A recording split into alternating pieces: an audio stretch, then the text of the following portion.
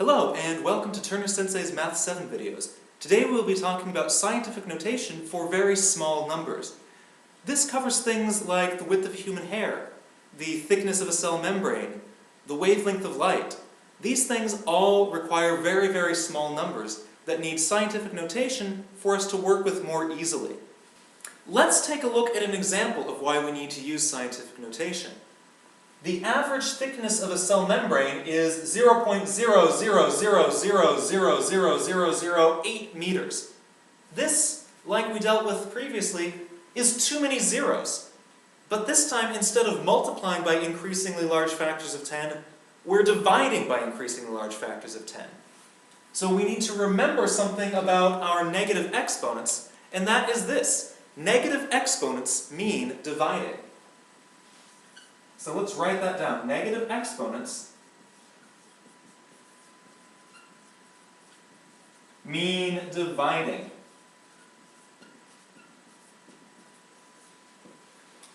So when we want to convert this into scientific notation, we're moving the decimal this way. We're basically saying, okay, we've divided by 10 to the 1, 2, 3, 4, 5, 6, 7, 8, 9th power to get here. So this is really 8.0 times 10 to the negative 9th meters. When we work with scientific notation with tiny numbers, remember to keep that negative there. If we drop a negative, it's a little sign that makes a big difference. There is a huge difference between 8.0 times 10 to the negative 9th and 8.0 times 10 to the positive 9th. So we've talked about how to rewrite very small decimals in scientific notation. Let's take a look at doing the reverse. We're going to back it up and use scientific notation to rewrite a really tiny decimal with a whole lot of zeros. Now, if you're taking notes on this, I've chosen one that is intentionally ridiculous. Don't try to copy this one into your notes. Instead, copy the procedure that we follow. I'm going to lay out the steps, but don't copy this particular problem, because you're going to be writing a lot of zeros. So let's begin. Just as before when we were working with scientific notation with positive exponents, we are going to move the decimal just as many times as we have the power here. So move the decimal an amount of times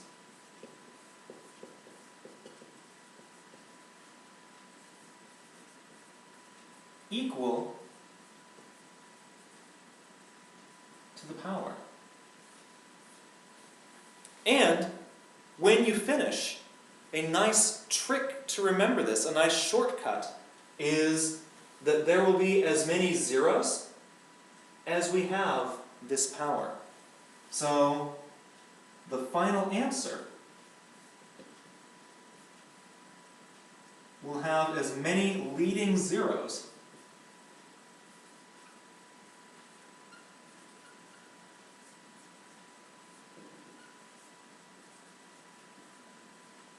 as the power.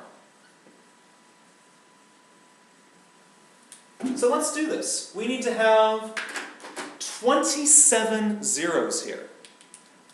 So here goes. I'm going to put these along the bottom and see if I have enough room. So I've got 1, 2, 3, 4, 5, 6, 7, 8, 9, 10, 11, 12, 13, 14, 15, 16, 17, 18, 19, 20, 21, 22, 23, 24, 25, 26, 27, and then I have to have my number, that 167. So I'm going to step completely off the screen for a second so you can see how ridiculously long this number is. You can see why we want to write it with scientific notation instead of with all of these zeros. We're going to wrap up today's lesson by comparing the sizes of various numbers written in scientific notation. Remember from the previous lesson that we start off by first comparing the exponents that we are raising 10 to, And then, if those exponents are equal, then and only then do we compare the numbers in front. So let's take a look at the three numbers that we've selected here. So I'm going to look at first this 3.04 times 10 to the 19th, and this 2.75 times 10 to the negative 20th. Avoid the temptation to say, oh, 20 is bigger than 19, therefore this is bigger. This negative sign, like I said before, is a little mark that makes a big difference. So this is 10 to the 19th times bigger than 1. This is 10 to the 20th times smaller than 1. So if we're going to arrange these two, we're going to say that 3.04 times 10 to the 19th is much bigger than 2.75 times 10 to the negative 20th. So we've got a relationship between these two. Let's see about these next two. So 2.75 times 10 to the negative 20th and 5.8 times 10 to the negative 19th. If we look and don't remember our positive and negative numbers, it may be tempting to say, oh, 20 is bigger than 19, so this is going to be bigger than this. Remember, we're still dealing with negative numbers, so the smaller the negative is, the bigger it actually is. So it looks like 2.75 times 10 to the negative 20th is the smallest of the group.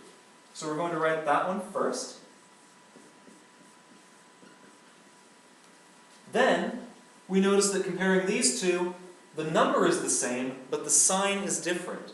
So 5.8 times 10 to the negative 19th is much smaller than 3.04 times 10 to the positive 19th.